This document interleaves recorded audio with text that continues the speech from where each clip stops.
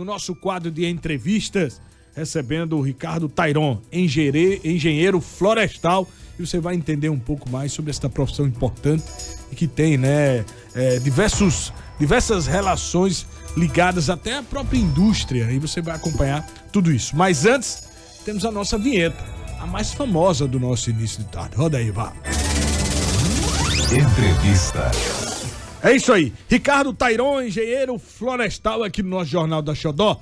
Vamos abordar diversos temas importantes relacionados à área da engenharia florestal, mas antes, uma satisfação recebê-lo aqui no nosso jornal, e seja muito bem-vindo, viu, meu amigo? Muito boa tarde. Muito boa tarde, Bareta Filho, Valquíria Miron, Eduardo Carvalho e todos que fazem o Grupo Xodó, né? Então, satisfação estar aqui. Você também é comunicador, é, Ricardo? Também, isso. Também, sou comunicador, Isso. já participei de algumas emissoras com as irmãs. Isso. Né? E a gente agora fazendo essa assessoria desse evento que começa amanhã. Primeira satisfação estar aqui Certo. na Xodó, primeira vez que eu venho aqui, já sou ouvinte de vocês. O Eduardo, da Valquíria, sempre manda mensagem aí, e Joano Valquíria, né? Mas, enfim, estamos aqui à disposição para a gente discorrer desse tema. Isso aí, seja muito bem-vindo. Primeiro vamos entender o papel do engenheiro florestal para que os nossos ouvintes e telespectadores possam entender um pouco mais dessa profissão importante, né, ligada também a não só a indústria, mas também a floresta, assim pode-se dizer de forma geral. Olha só, o engenheiro florestal tem um papel importante na sociedade. Primeiro que a gente quando fala em engenharia florestal, as pessoas pensam que é só cuidar de floresta ou Isso. desmatar. Não, não é bem por aí. Pelo contrário, o engenheiro florestal ele refloresta, Certo. o engenheiro florestal ele cuida, o engenheiro florestal ele também pode fazer mensuração. Por exemplo, a gente tem no estado de Sergipe o que a gente chama de módulos fiscais. 20% de qualquer propriedade que você for comprar, você deve deixá-la intocável. Os outros 80% você pode trabalhar para a agricultura. Não é desmatar por desmatar, é trabalhar para a agricultura. Deixar ela agricultável. Deixar ela agricultável. Né? Por exemplo, se você já compra uma área que ela tenha 100% da sua área desmatada, você obrigatoriamente tem que fazer a compensação ambiental desses 20%. Seja lá onde for. Como? Reflorestando, plantando árvores, plantando muros. Se você já encontra uma dúvida aqui, já que o tema puxa um pro outro, gostei do tema, muito importante. Muitos desses proprietários, grandes terras, né, grandes produtores, eles, quando já têm a propriedade deles, não com 80%, mas acima dos 90%, eles procuram uma outra área para servir de uma área florestal e como reserva, é assim que funciona. Exatamente. Não necessariamente precisa ser dele. Certo. É o que a gente chama de compensação ambiental. Para isso existe uma palavrinha chamada PRAD, Certo. Programa de Recuperação de Área Degradada. Então tem que ser feito esse plano de recuperação de área degradada chamada PRAD. Isso aí é um documento oficial que os órgãos ambientais também emitem que o cara tem que fazer. Isso é obrigatório. Então, 80%, na Amazônia até menos, 20% a menos você pode matar. Os outros 80% você tem que deixar intacto. E cada estado ele tem sua política dos módulos fiscais. Então o engenheiro florestal também vai cuidar disso. Eu vou dar outro exemplo do que o engenheiro florestal cuida. Ele pode trabalhar com silvicultura, que é o cultivo de plantas da Mata Atlântica, Cerrado, de floresta como um todo. Por exemplo, eucalipto. A produção de eucalipto é uma silvicultura. Certo. Pinos também é uma silvicultura. Mogno africano é uma silvicultura. Estou falando dos principais, que é o que mais dá recurso da renda, né? Então, Ricardo, você pode trabalhar com isso outra também. dúvida assim, antes que Eduardo, essas madeiras consideradas madeiras de lei, que a gente não são intocáveis, mas se você pode comercializar elas se você tiver o próprio cultivo? Mas algumas espécies sim, a grande maioria não. A grande maioria não. Quando a gente fala madeira de lei, é aquelas que não podem ser tocadas. Certo. Por exemplo, vou dar um exemplo que a gente não pode cortar. Cedro. Pronto, mas vamos lá, não que você consiga uma muda de cedro, um exemplo. Aí é diferente. Aí você gera essa produção, ela pode se tornar viável? Pode se tornar viável. Portanto, você tem que informar onde ela foi produzida, tem que ser de viveiros credenciados. Certo. Tem todo um processo. E esses viveiros credenciados têm que estar em conformidade com a legislação federal, com o Código Florestal e até com o Ministério da Agricultura. Não é do nada, não é assim, vou fazer, vou plantar, vou cortar. Não posso fazer isso. Vamos lá. Muito bom. Ricardo, a Universidade Federal de Sergipe foi em 1968, aí 55 anos, né? Só que destes 22 anos de engenharia florestal. A que se deve uma universidade com 55 anos, dos quais quase a metade dela engenharia florestal, já naquele período? Perfeitamente. Vamos voltar um pouquinho mais. Você falou 69, não é isso? 68. 68. Em 70, foi instituído o primeiro curso de engenharia florestal no Brasil, que foi em Minas Gerais. Inclusive, nós teremos em uma dessas palestras amanhã, se não me falha a memória, vou pegar minha colinha já, na quinta-feira teremos uma palestra do professor Genésio, que ele foi o primeiro aluno da primeira turma de engenharia florestal do Brasil, né? Então isso é importante a gente mensurar. Por isso que a engenharia florestal veio bem depois da implantação da Universidade Federal de Sergipe. Naquela época, né? Interessante. Né? Então, naquela época, depois da fundação da universidade, em 70, lá em Viçosa, que se criou o curso de engenharia florestal. De lá para cá, foram criados outros cursos e há 22 anos chegou na Universidade Federal de Sergipe. Obviamente que já tinha alguns cursos de agrárias. A agronomia já existia, por exemplo. Os outros cursos de agrária vieram depois, zootecnia, medicina veterinária, engenharia agrícola e etc, etc. Então, a engenharia florestal ela foi instituída em 2001, há 22 anos atrás, especificamente porque não se tinha nenhuma regulamentação ainda aqui no estado e não se tinha tanta procura de profissionais aqui próximo. Por exemplo, hoje, qualquer prefeitura, qualquer município, estado que for fazer um concurso, tem que ter pelo menos um engenheiro florestal. Você vai fazer, por exemplo, uma construção, dá para a prefeitura mesmo. A prefeitura, vamos dar um exemplo de uma prefeitura qualquer. Ela vai construir uma unidade de saúde, por exemplo. E naquela, onde ela escolheu, que é uma área dela, obviamente, foi cedido, etc., tem uma área para fazer uma supressão de árvores, ou seja, arrancar algumas árvores. Tem que ter um engenheiro florestal para dar um aval, para ver se é viável, e aí a prefeitura fazer uma compensação ambiental. No quadro da prefeitura? No quadro da prefeitura.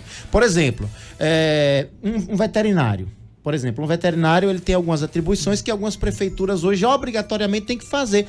Vou dar o exemplo de São Cristóvão, que é a cidade que eu moro. São Cristóvão não tem nem engenheiro florestal, nem veterinário no seu quadro.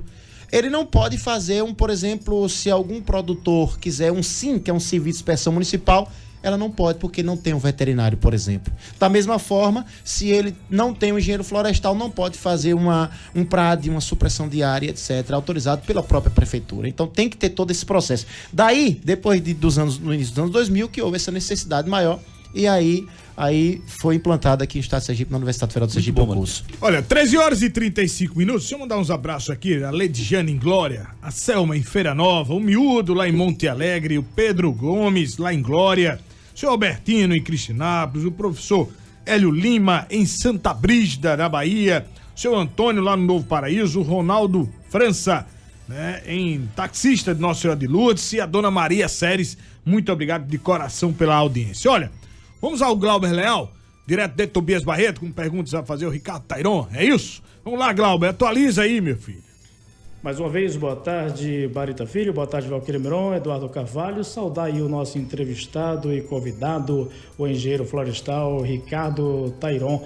E a minha pergunta, Ricardo, é o seguinte, mas antes recebo um abraço de todos aqui da região Centro-Sul de Sergipe, em especial da cidade de Tobias Barreto. A minha pergunta é a seguinte, o estado de Sergipe possui apenas 7% da Mata Atlântica original e 20% da Caatinga. Partindo desse princípio e desses dados, não passou da hora de pensarmos em desenvolver um projeto de reflorestamento? Desde já agradeço os esclarecimentos e desejo uma ótima tarde. Olha, eu vou dizer mais, viu? Obrigado pela pergunta, é pertinente isso, inclusive nós, enquanto engenheiros florestais, nós sempre questionamos isso no poder público, né? Porque ninguém se preocupa, essa é uma realidade, ninguém se preocupa em reflorestar nenhuma parte do estado de Sergipe, pelo menos do ponto de vista do poder público. Nós, engenheiros florestais, nós temos uma preocupação muito grande. Eu digo mais, 7% da Mata Atlântica aqui no litoral, nós temos até menos, viu? Os últimos dados é menos que isso. Então, isso é muito preocupante. Cada vez mais a gente tem... Isso me parece que é os dados do IBGE de 2019, se não me falha a memória. Caatinga, 20%. Agora, Caatinga é um problema. Caatinga é um problema sério. Muitos dos carvões que a gente vê nas rodovias estaduais são de origem clandestinas e principalmente da Caatinga. Não se tem fiscalização nem a nível estadual e nem a nível federal como deveria. Essa é que é uma realidade. Então, há uma necessidade do poder público como um todo fazer um mapeamento e uma fiscalização plena para daí sim fazer um trabalho de reflorestamento em todas essas áreas no estado de Sergipe. Principalmente no nosso bioma Caatinga, que é um bioma único no mundo. Nós não temos outro bioma Caatinga no mundo, só no Nordeste e parte de Sergipe também tem. É isso aí. Por falar em sertão, Caatinga, vamos à capital do sertão. Vamos com o Aparecido Santana, também vai interagir com o engenheiro florestal Ricardo Tairon. É isso, Aparecido? Vem de lá, meu amigo. Muito boa tarde. Verdade, uma ótima tarde para o Ricardo, para todos que acompanham o nosso Jornal da Xodó. Esse assunto Caatinga muito desinteressa, Ricardo.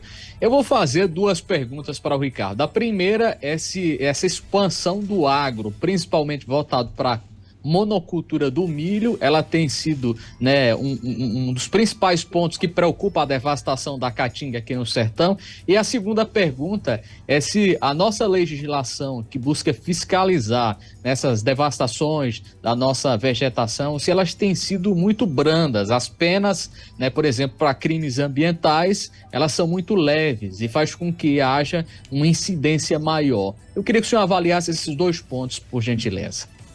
Eu vou começar pelo último, que é mais polêmico, né? Veja só, essa questão é muito difícil de fiscalizar. Primeiro que o Estado de Sergipe não tem contingente para isso. Essa é uma realidade. Existem alguns engenheiros florestais contratados pela DEMA, inclusive são até colegas nossos, mas o contingente é muito pouco, né? Então, há uma necessidade de ter uma fiscalização maior para que haja um tipo de reflorestamento, aplicação da lei. Nós temos uma legislação vigente no Estado de Sergipe, mas muito pouco é aplicado. Isso serve também a nível federal, porque nenhuma lei vai transcender uma lei federal, por exemplo, e a lei federal é que é aplicada também no Estado de Sergipe. O IBAMA, por exemplo, ele pode atuar no Estado de Sergipe? Pode, mas muitas das vezes os analistas ambientais do IBAMA daqui, que muitos deles são engenheiros florestais, inclusive tem um colega nosso que estudou comigo, que é do IBAMA, eles são solicitados para trabalhar em outros estados, pelo contingente que não se tem em outros estados. Rondônia, Amazonas, esses estados que são mais preocupantes, digamos assim, no que tange a devastação da natureza como um todo. Então a gente tem uma legislação vigente, só que pouco é colocado em prática. A outra pergunta foi mesmo que eu me passei um pouquinho? É Aparecido. Vamos lá. Então, o agro, a agricultura aqui na região, principalmente a monocultura, né, do milho, né, que tem devastado aí áreas de caatingas restantes. Perfeito, olha só, a gente tá com um problema gerado de uns 5 anos para cá, né? Problema, por um lado, problema, por outro, o agronegócio, a produção de milho vem crescendo muito no estado de Sergipe, tá punjante, digamos assim, mas é um problema sério, principalmente com defensivos agrícolas. Eu também sou apicultor, né? Por ser engenheiro florestal, eu decidi até trabalhar nessa área, que é uma área que também ajuda na preservação ambiental, ajuda como sistemas agroflorestais, que não deixa de ser, e também um produto não madeireiro, produzir produtos e derivados da colmeia. Aí eu me vejo numa preocupação do seguinte: algumas espécies de abelhas não existem em nem outro lugar do planeta, só no estado de Sergipe. A exemplo da Uruçu. A Uruçu, a Melipona scutelaris, que é a Uruçu preta, existe em todo o estado de Sergipe, no litoral sergipano, boa parte da Bahia, boa parte de Alagoas e alguns municípios do estado de Pernambuco. Mas especificamente ela é nossa, ela é genuinamente nossa. Então é uma preocupação com relação a essas monoculturas, né? Essas monoculturas, eles prejudicam o meio ambiente. Se não tiver uma fiscalização rigorosa, obviamente as áreas de produção irão aumentar.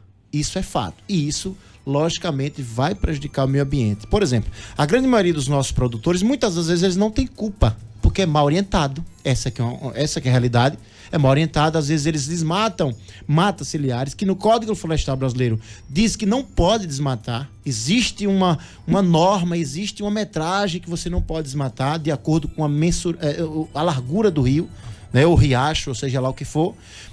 Topos de morro também não pode matar. Muitas das vezes a gente vê plantios em topos de morro. Então tem muitas coisas a serem trabalhadas, fiscalizadas e colocadas em prática, não só pela questão da monocultura. Monocultura é importante, mas há uma preocupação de trabalhar os dois juntos, meio ambiente com monocultura e agronegócio.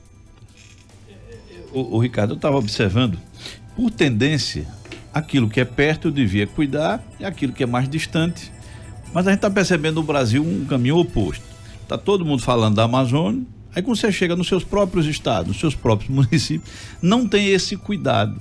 É muito fruto da mídia ou está faltando uma educação para essa área? A gente cuidar do que é perto. Não é fruto da mídia, não. Pelo contrário, é falta de educação ambiental, até nossa, no dia a dia. Na campanha da Fraternidade da Igreja Católica, em uns 10, 15 anos atrás, nós fomos convidados para dar uma palestra de como a gente poderia fazer com o meio ambiente. Era não me lembro o tema agora, mas era muito simples. Eu dei um exemplo simples. O papel de bala que a gente chupa não joga à toa. Façamos o nosso dever de casa. Muitas vezes a gente não faz o dever de casa. Aí vai para os produtores, médios e grandes produtores. Que eles façam também o dever de casa. Aqui, a gente tem que ver aqui. Não é nada fantasiosa, coisa fantasiosa da mídia, não. Porque lá na Amazônia, por exemplo, prejudicando lá, a gente vai prejudicar aqui também, do outro lado do planeta e assim como um todo. Mas tem que nascer principalmente também tem que perto, nascer né? próximo, não tem jeito. Na cidade de Aracaju, por exemplo, nós tínhamos áreas que eram áreas manguezais.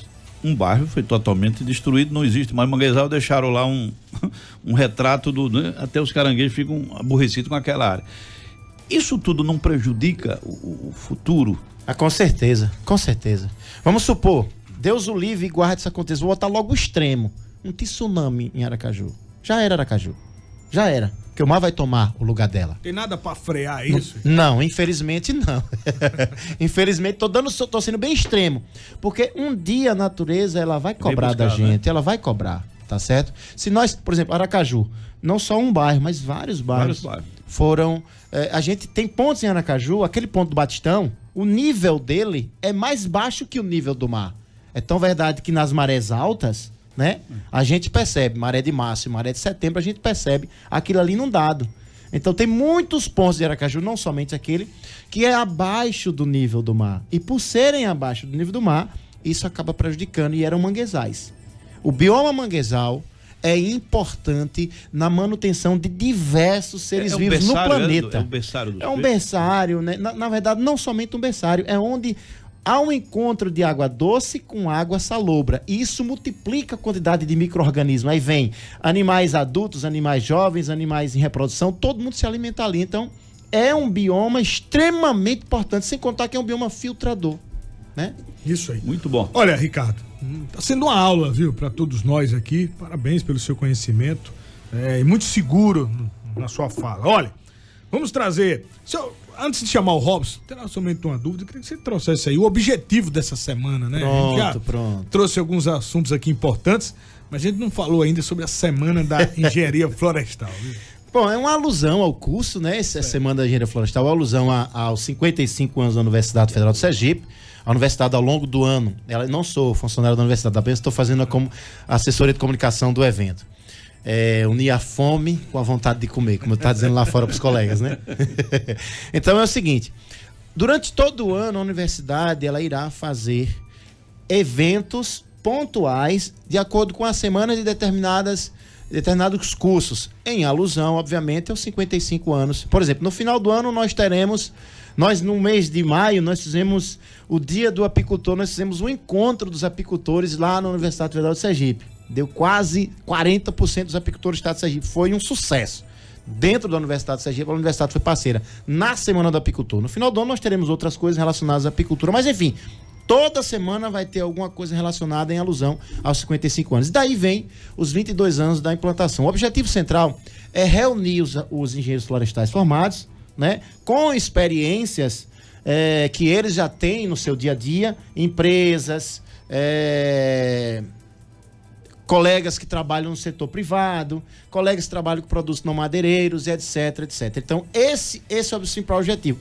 Congregar os apicultores e nós confraternizarmos, digamos, né? E trocarmos experiências com relação à engenharia florestal. É isso aí. Robson Martins, direto de Propriado, também tem perguntas a fazer ao Ricardo Tairão. É isso, Robson? Muito boa tarde, meu amigo. Pois é, mais uma vez, muito boa tarde a todos. Ao Ricardo Tairon, satisfação interagir com você na Rede Xodó e receba um forte abraço aqui da região do Baixo São Francisco. Ricardo, no seu entendimento, quais ações podem ser adotadas para a revitalização do nosso Velho Chico, tendo em vista que o que deveria ser um diferencial para a nossa região tem virado uma dor de cabeça? Muito obrigado. Olha, Robson, pergunta importantíssima. Pra gente que é engenheiro florestal, né, é até complicado a gente dar uma receita de bolo para esse problema, porque perpassa por N problemas. O Velho Chico tem mais de 300 cidades, se não me falha a memória, que jogam esgoto no seu leito. Isso é prejudicial. Primeiro que vai aumentar a quantidade de matéria orgânica ao longo do rio. Isso vai favorecer o acúmulo de matéria orgânica e, consequentemente, o acúmulo de macrófitas, por exemplo, de fitoalgas, e isso vem prejudicar, tirando oxigênio da água e tendo uma série de problemas. A gente sabe que qualquer margem de rio, segundo o Código Florestal, tem que ter as suas matas ciliares. A Universidade Federal do Sergipe, com o curso de Engenharia Florestal, já fez diversas pesquisas nesse sentido. Por exemplo, o professor Rogério, que é um especialista em produção de sementes de plantas nativas, já fez vários e vários diagnósticos e trabalhos relacionados com isso aí. E o que a gente percebe é que ao longo dos anos, isso vem diminuindo, a mata ciliar do São Francisco vem diminuindo cada vez mais, principalmente do lado de Sergipe, por uma série de fatores. Falta de fiscalização, falta de conhecimento do produtor, ignorância muitas vezes do produtor mesmo. Vai lá, vou desmatar, não vai me interferir, etc e tal, sabendo ele que pode prejudicar as futuras gerações, não sabendo ele que pode prejudicar as futuras gerações. Então o que a gente recomenda é o seguinte, que cada município, o estado de Sergipe, faça um plano de manejo para que essas áreas sejam que estão degradadas ao longo do São Francisco, façamos o dever de casa. Não só no estado de Sergipe, os outros estados também. Tratamento de esgoto, que é o mais importante nesse sentido. O engenheiro florestal também trata disso. Ele olha, ele vislumbra isso e orienta que tem que ser feito o tratamento também. Porque até mesmo alguns resíduos desses podem matar as plantas e as árvores das matas ciliares. Então, tem que ser feito um trabalho contínuo, não é da noite para o dia. Por isso que a gente não tem uma receita de bolo. Tem que ver cada especificidade do seu estado, do seu município, a sua legislação vigente. É um tema muito complexo, muito complexo. Mas a recomendação do engenheiro florestal isso. é que se faça reflorestamento na sua área específica daquele leito do rio. Olha, recentemente nós tivemos a liberação das águas, né, por parte da hidrelétrica, né, lá em Xingó, e a gente pôde perceber a força e a magnitude do rio. Com relação a esse assoreamento que vem acontecendo, mas a gente pode ver a noção e o volume de água que chegou para os nossos municípios, principalmente os municípios ribeirinhos, e puderam perceber isso. Então há também um estudo, e deve ser feito, de viabilidade técnica perante a essas hidrelétricas, sabe? Porque muitos têm sim a falta de conhecimento, o estudo prévio, mas há também o impacto gerado pelas hidrelétricas, né? Então eu pude perceber isso, né? Eu tenho um conhecimento daquela área ali, do Poço Redondo, Canidé, e a gente pôde perceber, Eduardo, naquele período em que a Chesf liberou a maior vazão dos últimos tempos aí, a gente pôde ver a vantagem e a força. É como se o rio quisesse cobrar no popular. Ele estava se retomando a sua posição e a sua imposição. Então, assim, a gente tem todo um estudo por parte geográfico, né, estudo de vários pesquisadores, mas acima de tudo a gente tem um impacto muito maior, Ricardo. Com certeza. Quando a gente muda, é igual você tendo na sua propriedade um riacho, quando você muda o curso dele, você vê que em algum momento há de se gerar um impacto em outro setor, né? Você desvia o curso para tentar pegar uma irrigação, prover. Então você vê dali o impacto. Então a gente fala, claro, estudos tem que ser revistos, viabilizados para evitar, né, a nossa diminuição, o volume de água, mas acima de tudo nós temos um impacto muito grande com as hidrelétricas. Então, com essa tendência de estar vindo energias alternativas aí, tenho certeza que muitos desses rios que hoje estão agonizando, né, pelo país afora, muitos deles com esse advento de outras tecnologias que geram energia para o nosso país, muitos deles irão se recuperar. Olha o que eu estou lhe dizendo, hein? Com certeza. Essa questão das barragens. Obrigado, viu, Robson? Um abraço, meu irmão. Essa questão das barragens é importante. Antes das construções das barragens, vamos dar o exemplo de São Francisco, que está mais próximo da gente, mas todas as barragens elas têm os mesmos princípios. Antes, você tinha um equilíbrio. Ao longo de milhares de anos, o rio foi se adequando, os sedimentos, conforme, e tinha aquelas enchentes, antigamente, que era rico em matéria orgânica fértil para irrigação. Hoje é diferente. Há um barramento, que é a barragem, esse sedimento fica ali, há um acúmulo em matéria orgânica, isso é prejudicial para a própria jusante, ou seja, antes da barragem. Não transcorre a vida natural. Não transcorre a vida natural, entendeu? Então, isso era controlado pela natureza, dosado, vamos usar essa palavra, dosado. Hoje não é mais dosado. Então, acontece muitos prejuízos, principalmente para aqueles ribeirinhos que precisam e necessitam do peixe. Hoje a gente não tem piracema como tinha antigamente, né? No Rio São Francisco, estou falando especificamente do Rio São Francisco, por isso que há um programa de peixamento para tentar minimizar esses impactos. Tá aí, vamos lá, Eduardo, mais uma pergunta pra gente finalizar, porque Ricardo também é importante, viu, Eduardo? Pegando essa carona aqui do Baritinho, essas águas ficam nessas barragens e aí me faz uma alusão ao ser humano. Se eu não uso um órgão do corpo, a tendência dele é se atrofiar, né? Essas águas paradas muito tempo, que mal ela gera na vida de um rio e dessas regiões? Basicamente acúmulo de sedimento na barragem. Isso ao longo de muitos anos, não vou dizer milhares não, muitos anos, isso pode ser prejudicial. E já estamos vendo isso na prática. Quando a gente vê muita matéria orgânica em suspensão e o acúmulo de fitoalgas que vem entupir as unidades de bombeamento, diminuição também até do oxigênio, evitando a proliferação, minimizando a reprodução dos peixes, etc e tal, é um dos prejuízos. Então isso ao longo de anos, isso vai ser muito mais prejudicial do que é hoje.